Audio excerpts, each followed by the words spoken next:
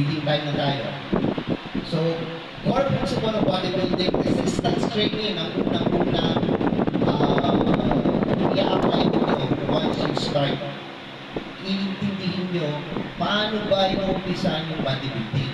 It is through resistance training. Okay? It's any physical activity where your muscle works against an external force or weight.